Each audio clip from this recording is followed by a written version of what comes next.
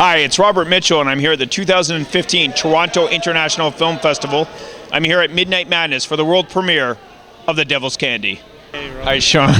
Very nice to see you here at the Midnight Madness red carpet again. It's great to be here. It's I've been dying to get back ever since The Loved Ones, so I'm very excited.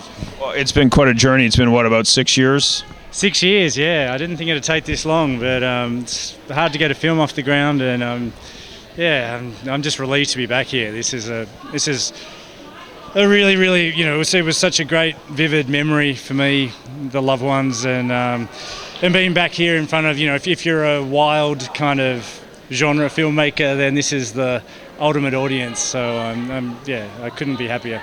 I was wondering if you could give me a little bit of insight of why it took so long from the Loved Ones. It was so well received here, and then it took this long to get the next film going.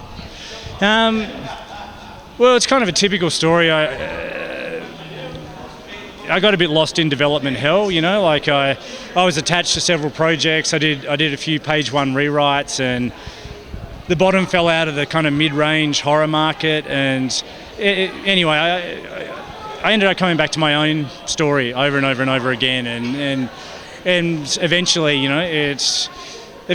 it kind of came together, and I sent it to Keith Calder and Jessica Calder at Snoot, and they kind of share a kind of we share a kind of a creative kinship in terms of being genre filmmakers that like to take risks, and it found its right home. But it's just, Hollywood is just a difficult place to navigate, just because there is a school of thought that you take on lots of projects, and that can chew up a lot of time. And I'm really happy that I'm back here with my own project, because hopefully I have a voice, and I'm glad that it's I'm just curious to see how the audience responds. This is how the audience respond. This is hot off the press. We only finished it on Thursday, so it's kind of nerve-wracking, but also really, really exciting. Can you tell me a little bit about the character? I mean, he's a sweet dude, man. He's obviously, he has a darker side, but that's not what he leads with. His first step is with his heart and with his family, and that's all he wants. He wants a happy family.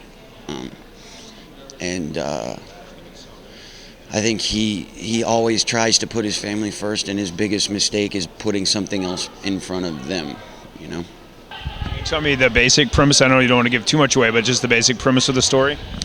Yeah, it's about a young family that are kind of wealthy with love, but not with money, and they get a really great deal on the house of their dreams, because the price is driven down by the property's dark past, and after they move in, that dark past comes back to haunt them, and that's pretty much all I'll say. There's a lot of mystery, and I think it's kind of best.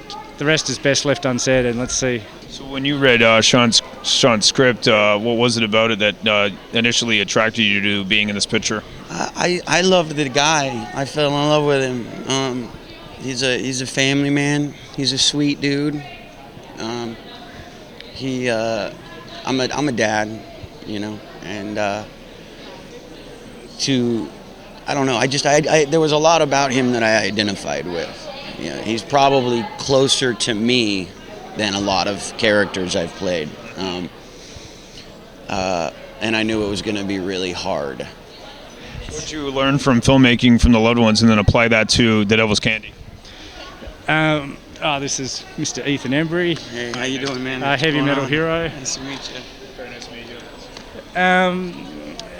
I don't know. I mean, I guess it's just trying to manipulate an audience, and I don't know. On a more practical level, it was just kind of like, don't quit. Once you've made one feature, the first feature is so terrifying because it's a marathon, and I knew that I could get to the end of the marathon, and if I think it's just like one obstacle at a time, one day at a time, and eventually you'll kind of get there. And that's, I just never try and think of the finish line. I just think if I keep moving forward, then eventually the tape will break. Just don't, because otherwise, if you're trying to think of the overall puzzle, it's so terrifying. You just got to think of it. It's like a jigsaw puzzle that falls on the floor, and as long as you're putting one piece together at a time, then it's not so daunting. And as you were saying, there was parts that you connected to personally. Did that help you prepare for the role?